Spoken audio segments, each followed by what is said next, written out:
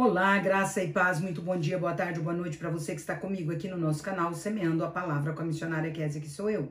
Como é bom estar com vocês nesse dia 12 de dezembro de 2024, para juntos fazermos nossa leitura bíblica diária. Peço que deixe o seu like, compartilhe esse vídeo com o máximo de pessoas possíveis.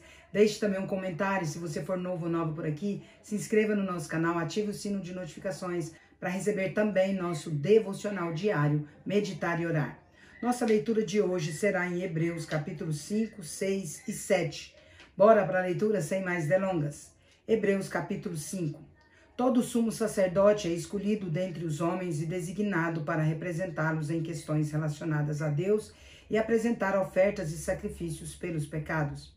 Ele é capaz de se compadecer dos que não têm conhecimento e se desviam, visto que ele próprio está sujeito à fraqueza.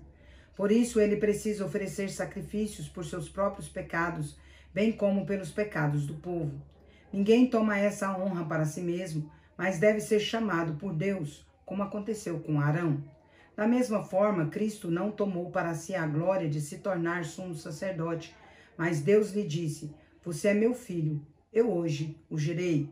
Em outro lugar diz: "Você é sacerdote para sempre, segundo a ordem de Melquisedeque."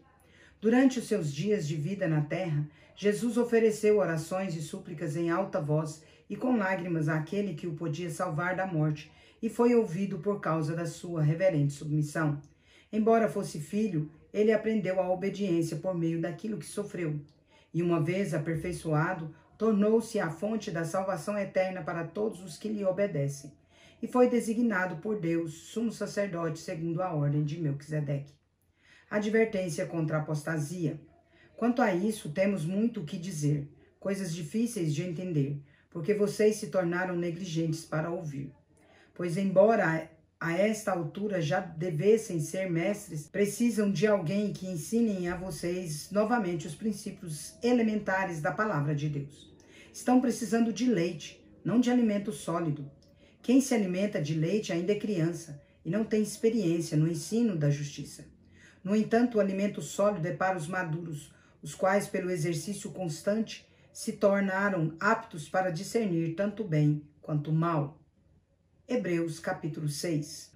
Portanto, deixemos os ensinos elementares a respeito de Cristo e avancemos para a maturidade sem lançar novamente o fundamento do arrependimento de atos que conduzem à morte da fé em Deus, do ensino a respeito de cerimônias de purificação com água, da imposição de mãos, da ressurreição dos mortos e do juízo eterno. Isso faremos se Deus o permitir. Ora, com respeito àqueles que uma vez foram iluminados, provaram o dom celestial, tornaram-se participantes do Espírito Santo, experimentaram a bondade da palavra de Deus e os poderes da era que há de vir, mas caíram, é impossível que sejam conduzidos novamente ao arrependimento, pois estão crucificando para si mesmos o Filho de Deus, sujeitando-o à desonra pública. Pois a terra que absorve a chuva, que cai frequentemente e dá colheita proveitosa àqueles que a cultivam, recebe a bênção de Deus.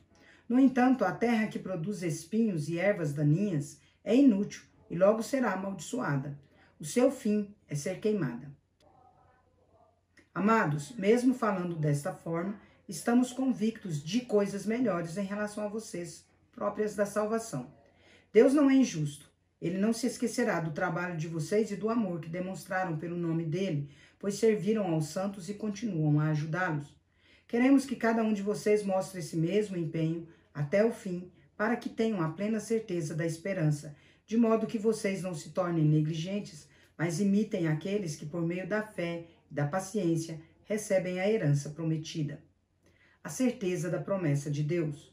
Quando Deus fez a sua promessa a Abraão, por não haver ninguém superior por quem jurar, jurou por si mesmo, dizendo: "Esteja certo de que o abençoarei e farei numerosos os seus descendentes." Foi assim que, depois de esperar pacientemente, Abraão alcançou a promessa. Os homens juram por alguém superior a si mesmos, e o juramento confirma o que foi dito, pondo fim a toda discussão. Uma vez que Deus quis mostrar de forma bem clara a natureza imutável do seu propósito para os herdeiros da promessa, ele o confirmou com juramento, a fim de que por meio de duas coisas imutáveis nas quais é impossível que Deus minta, Nós que nos refugiamos nele, sejamos firmemente encorajados para que nos apeguemos à esperança que nos foi proposta. Temos essa esperança firme e segura como âncora da alma. Ela entra no santuário depois do véu, onde Jesus, que nos precedeu, entrou em nosso lugar, tornando-se sumo sacerdote para sempre, segundo a ordem de Melquisedeque. Hebreus capítulo 7. O sacerdote Melquisedeque. Esse Melquisedeque, rei de Salém, sacerdote do Deus Altíssimo, encontrou-se com Abraão quando este voltava depois de derrotar os reis e o abençoou. Foi para ele que Abraão lhe deu o dízimo de tudo. Em primeiro lugar, o seu nome significa Rei de Justiça. Depois, Rei de Salém, que quer dizer Rei de Paz. Sem pai, sem mãe, sem genealogia, sem princípio de dias nem fim de vida, feito semelhante ao Filho de Deus, ele permanece sacerdote para sempre. Considerem a grandeza desse homem. Até mesmo o patriarca Abraão lhe deu o dízimo dos despojos. A lei requer dos sacerdotes entre os descendentes de Levi que recebam o dízimo do povo, isto é, dos seus irmãos, embora estes sejam descendentes de Abraão.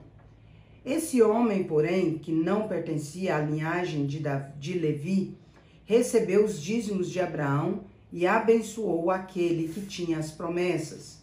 Sem dúvida alguma, o inferior é abençoado pelo superior.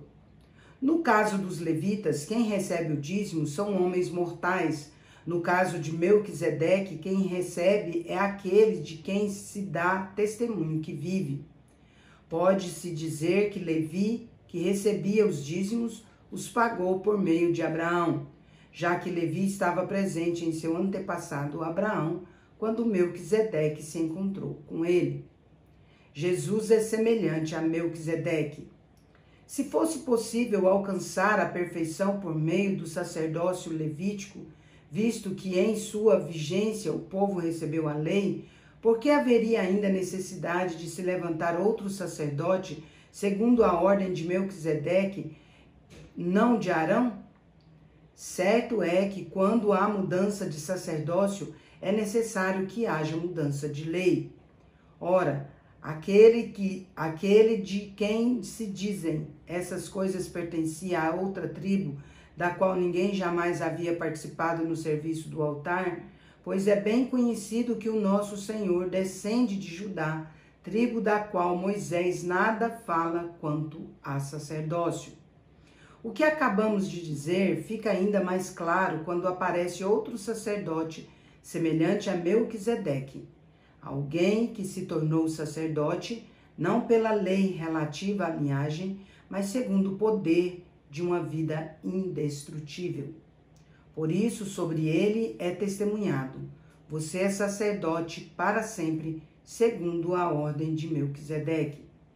A ordenança anterior é revogada, porque era fraca e inútil, pois a lei não havia aperfeiçoado coisa alguma, sendo introduzida uma esperança superior, pela qual nos aproximamos de Deus. Isso não aconteceu sem juramento. Outros se tornaram sacerdotes sem nenhum juramento, mas ele se tornou sacerdote com juramento, quando Deus lhe disse: o Senhor jurou e não se arrependerá. Você é sacerdote para sempre. Jesus tornou-se por isso mesmo a garantia de uma aliança superior. Ora, houve muitos daqueles sacerdotes porque a morte os impedia de continuar no seu ofício. No entanto, Jesus, visto que vive para sempre, tem um sacerdócio permanente. Portanto, ele é capaz de salvar definitivamente aqueles que, por meio dele, se aproximam de Deus, pois vive sempre para interceder por eles. Portanto, é de um sumo sacerdote como este que precisávamos, santo, inculpável, puro, separado dos pecadores, exaltado nas alturas dos céus. Ao contrário dos outros sumos sacerdotes, ele não tem necessidade de oferecer sacrifícios dia após dia, primeiro por seus próprios pecados e depois pelos pecados do povo. Ele o fez de uma vez por todas quando ofereceu a si mesmo. Pois a lei constitui sumos sacerdotes a homens que têm fraquezas. No entanto, o juramento que veio depois da lei constitui o Filho perfeito para sempre. Encerramos nossa leitura por hoje. E não há salvação em nenhum outro, pois abaixo do céu não existe nenhum outro nome dado entre os homens pelo qual importa que sejamos salvos. Atos capítulo 4, versículo 12. Agora vamos comigo ali parabenizar os aniversariantes de hoje. Bora lá?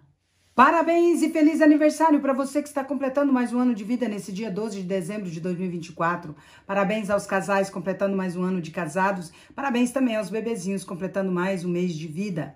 Parabéns especial para o Gilson dos Santos, lá de Tuiutaba, Minas Gerais. Para o Paulo Soares, em São José do Rio Preto, São Paulo. Para o José Roberto, lá em Pochorel, Mato Grosso. Para o Zaide Campos, em Rondonópolis, Mato Grosso. Para a Mara Maga, lá em Tesouro, Mato Grosso. Para a Ranieri Abraão, lá em Tuiutaba, Minas Gerais. Para a Marluce Rocha, lá em Uberlândia, Minas Gerais. E para o Ismael Henrique, lá em Primavera do Leste, Mato Grosso. Que Deus abençoe grandemente a vida de vocês. Quero orar por vocês? Vamos orar? Pai de amor, em nome de Jesus, quero agradecer ao Senhor por conceder ao Gilson, ao Paulo, ao José, Roberto, ao Zaide, a Mara, a Raniera, a Marlúcia, ao Ismael, mais um ano de vida. Agradeço também por conceder aos casais mais um ano de casados e aos bebezinhos mais um mês de vida, Pai querido. Rogo a Deus dádivas de amor, de paz, de alegria, de prosperidade, de saúde, de sabedoria, de discernimento, de muitas felicidades e muitos anos de vida a cada um deles. Aqueles, ó Deus, que não se renderam ao senhorio do Senhor, que sejam convencidos do pecado, da justiça e do juízo pelo Teu Santo Espírito, Pai, se acheguem ao Senhor em nome de Jesus. Aqueles que já se renderam ao seu senhorio, que eles possam ser fortalecidos pelo Senhor cada dia mais e mais. Que a boa, agradável e perfeita vontade do Senhor se cumpra na vida de cada um hoje e sempre em nome de Jesus. Amém. É isso aí, meus queridos e queridas. Deus é justo e bom. Vamos?